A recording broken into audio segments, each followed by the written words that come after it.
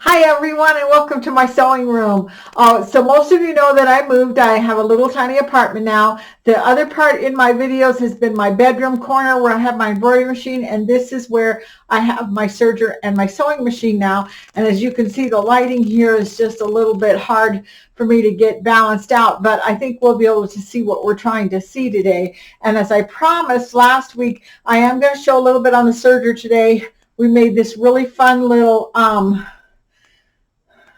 I don't know what even to call it, a piece of polar fleece with some edge-to-edge quilting on it, and we're going to finish it up so we can have a sample in the store to show what you can do on your serger with some of the decorative threads. So don't go away. I'll be right back.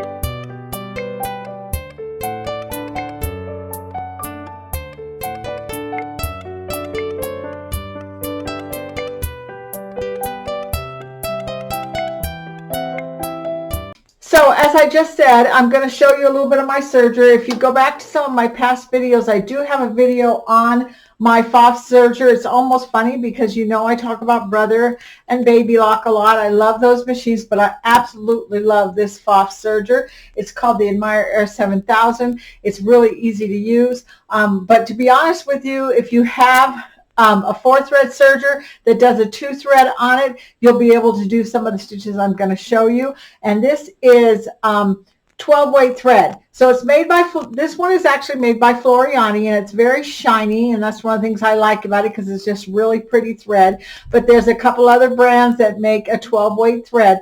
It's usually very, very, very strong, so it's good for heavyweight sewing, but it's mostly a top stitch thread. So what we're going to do is we're going to do a 2-thread cover, that's not what I meant, a 2-thread flat lock. That's what we're going to do. And in order to do a flat lock wide, what I need to do is I need to put the needle over here in the left position, and I did that, and I also did it with top stitch needles. Top stitch needles have a large eye, and what's good about that is that when I try and put this really thick thread through it, it's going to go through. It's not going to catch and pull or anything. It's going to just make a really beautiful stitch. So I went ahead and I did that. I took out the top stitch needle and I put it in there, and what I'm going to do is I'm going to, in the part that has to have the looper in it, it's going to go into the lower looper on the machine. The upper looper, which is the part that that usually goes up and down while the lower looper goes back and forth and they cross each other, it's going to have the 2-thread converter put on it. So I'm going to move the camera a little bit so we can get a little bit closer and you can see what I'm doing, and we're going to rethread this machine.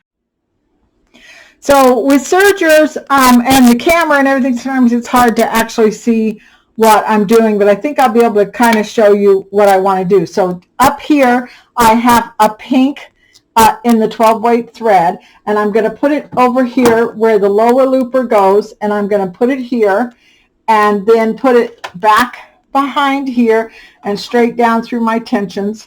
And what's really cool about this machine is that it has an air threader in it, and it actually will thread this 12-weight thread pretty easily, so I don't have to do any kind of fancy stuff with the wires or anything. But I do need to close it right here. So there's a lever right here.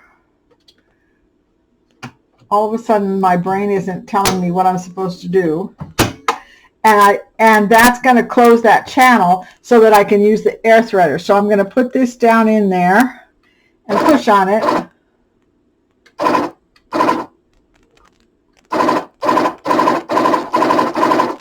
It needs a little help to get it to go through because it's a little heavier than a regular thread, but it's moving.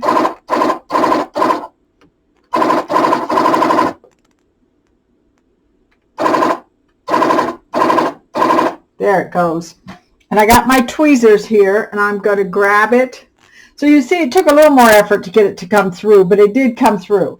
So, and then it's going to go, now this is the part that I wanted to show you down here. So give me a second. I'm going to try and zoom in.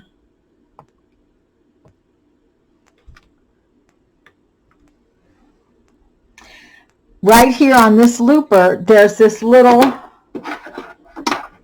part right here that moves up and down. And what we're going to do, and a lot of sergers have one that's a separate piece that you just snap it down, but this one is connected to the looper, so all I have to do is just swing it around and push it back and drop it into a little hole that's back here on the back, and really make sure that you get it in that hole, because if you don't, then it's going to catch and the thread's going to break and it's not going to do what you want it to do. So now I'm going to put my lower looper thread over the top, just like I would normally with my upper looper, except for this, the 2-thread converters there. Now I'm going to thread my needle thread, and I've got green for that color, and I have it in the left needle position, because this is called a flat lock wide, so that's why I'm putting it in the left one. Give me a second.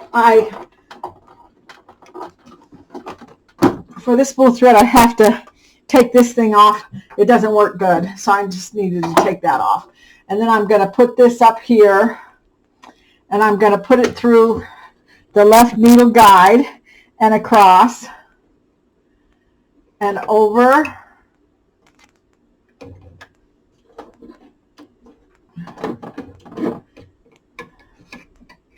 Okay, don't give me trouble.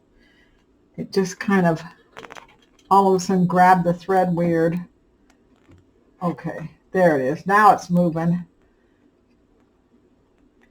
So we're going to put it as far over as we can go, and then, excuse my reach, I'm going to cut my thread, and I'm going to put it right through this top stitch needle that has such a nice big eye that went through without any problem whatsoever. I'm using a top stitch size 12, so it's not even a big needle. It just has the big eye. So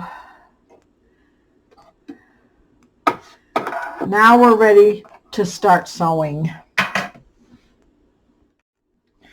Okay, so my serger, like I said before, is a computerized serger. And so what I would do is I would hit the down arrow and choose the 2-thread flat lock wide is what I want to do. But if you don't have a computerized serger, then what you need to do is you need to set it up so that you have your left needle in, like I showed you, and that you're using your lower looper and your 2-thread converter.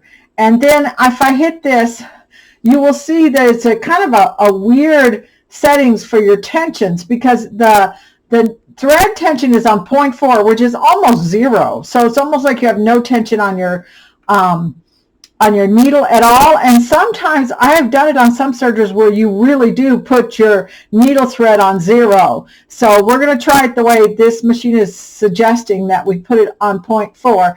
And the looper tension is on 4.7, which is a little bit higher than what you would normally do the looper thread. It's usually on just plain 4. So your differential is pretty much the same as it always is, and this is the stitch length, which is on 2. So that's what we're going to go with. And now what I want to do is move my camera angle. Okay, no. Well, I just moved it completely on the other side because I want you to see me sew. So this, if you don't know what this is wash away stabilizer, and it's what you use on the top when you're doing towels, but it works really good for what I'm going to do. I'm going to take my green polar fleece that I did the stitching on last week. I'm going to lay that wash away stabilizer right on top, and then I'm going to put this under my foot and put my foot down, and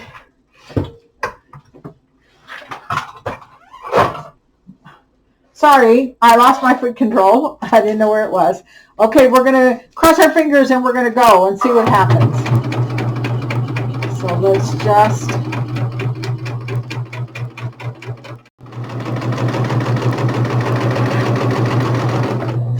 okay, so clearly I needed to have done this as a practice first before I tried to videotape it.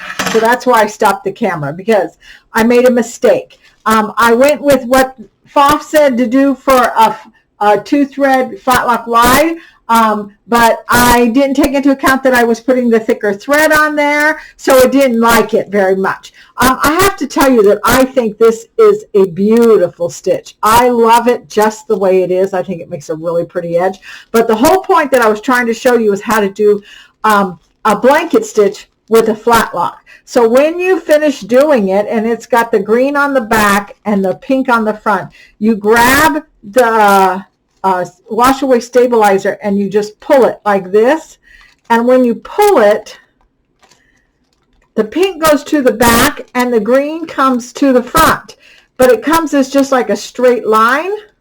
So then it looks like a blanket stitch.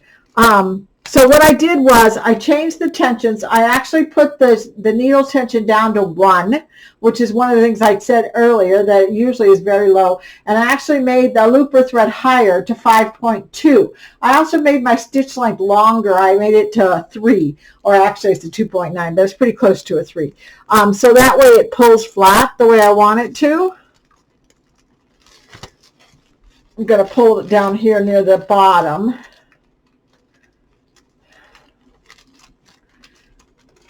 And most of the time, this wash away stabilizer will just peel off. You can just pull on it and it'll just come off. But you can also wash it off. But you can see let me see if I can put this so you guys can see it. Isn't that pretty? It looks like I did a blanket stitch with this really pretty thread on one side. That's what it looks like. And then on this side, it's pink. And it's just another really pretty stitch on the back. So that is the way you do a blanket stitch. And if I was doing a baby blanket or something, I could finish the whole baby blanket with that edge. I'm looking at it here and I'm thinking this is getting a little wobbly. So maybe I need to play with my differential a little bit on a scrap and make sure that it doesn't stretch this out as it's going, so that my baby blanket doesn't start to get bigger on one edge than it is on the other. So now what I want to do is I want to do a 2-thread narrow. So all I really have to do a 2-thread narrow is to take this needle out and move it over into the right position. And I'm going to hit this and I'm going to look for a 2-thread narrow overlock, but because I moved this over, it's in the wrong tension, so I'm going to actually have to rethread the needle so that it shows what it is. Let me just back this up a little bit like here and turn it this way, and the machine is telling me that this doesn't have any thread in it. This one does. This one, the upper looper, doesn't have any thread in it. This one does. And that's the way I'm going to rethread it really quick here. And it's going to reset my tensions so that my, actually, this is interesting. It's saying that there's no tension at all on this needle thread. And this is 4.5. So that's kind of what I would have done for a flat lock. So let's give it a try and let's see what we end up seeing in this 2-thread narrow stitch that we're going to put on the other side. And we're not going to use any of the wash away for this. And we're just going to put it under the needle and we're going to sew this and we're going to see what we're going to get. I'm not even going to move the thread over since it says 0, 0 for the tension. They're both got 0, 0 tension. So I may be taking a chance, but let's see what we get. We're going to start sewing this. Okay, so that's what I get for taking for granted that the settings on a computerized serger are going to do exactly what you want them to do.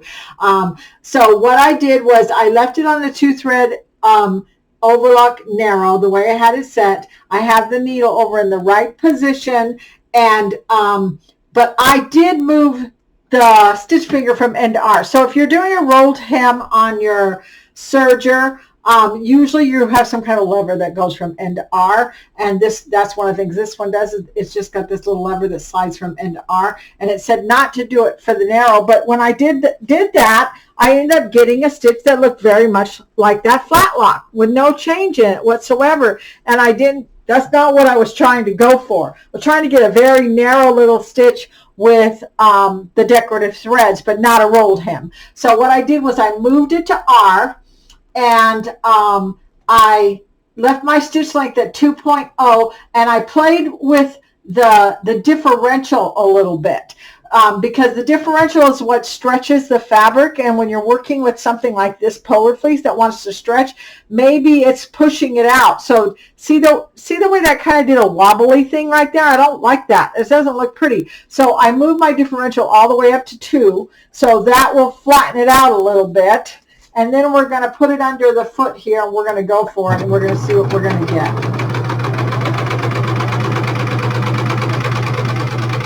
I didn't really change the tensions at all. I left them just the way the machine said to do it, with 1 on 0 and 1 on 4.5. So that's where we're at on this. And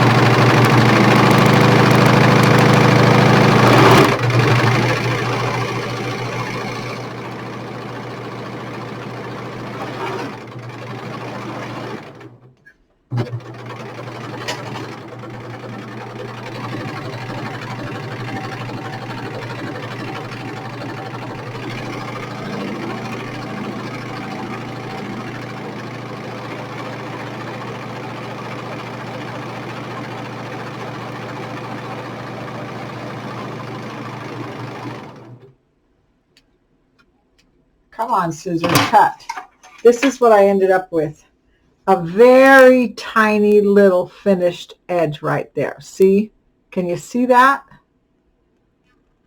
It's kind of pretty. I like it.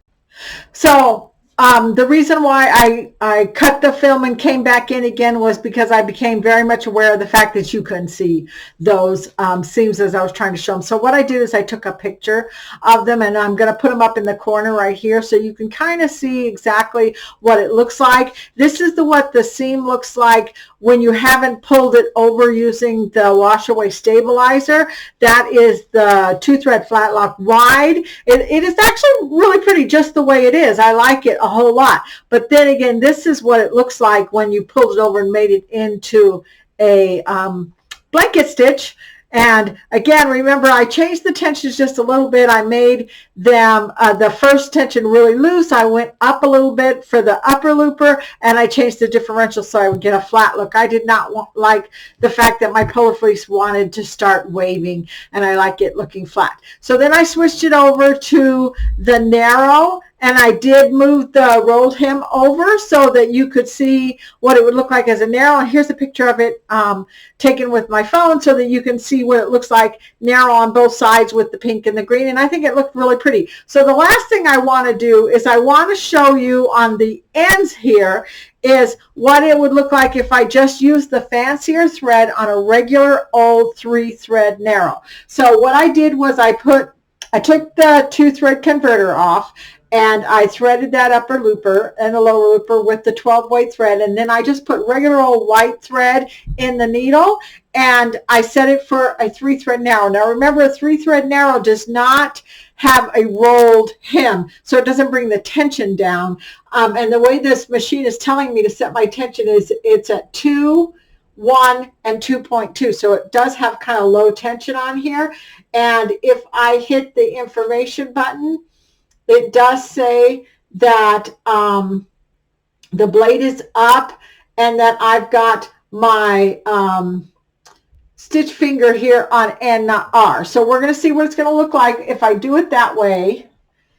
And what I want to do is I'm actually going to cut some of this off the bottom using the blade to do that. Put the foot down, and we're going to go.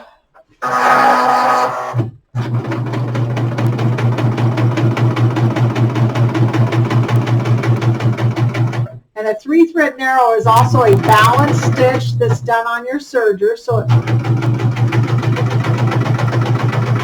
it shouldn't roll it under to the back. Let's pull this over. Oh, it broke.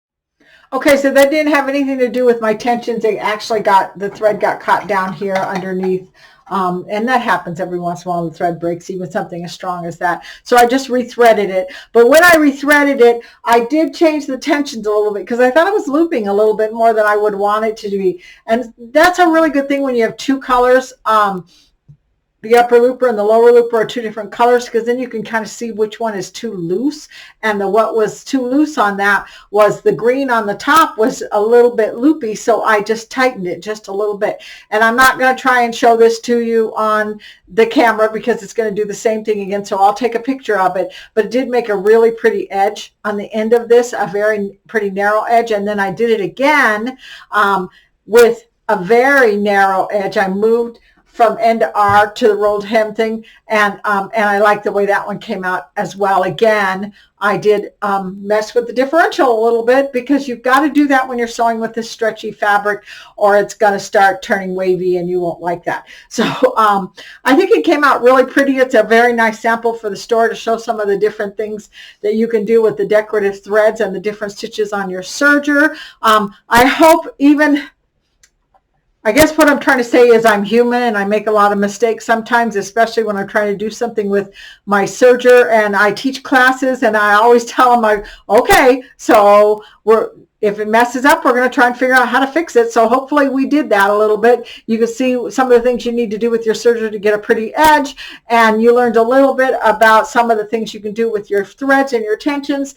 And I think it was a fun video. I hope you enjoyed it, and I'll see you next time. Bye-bye.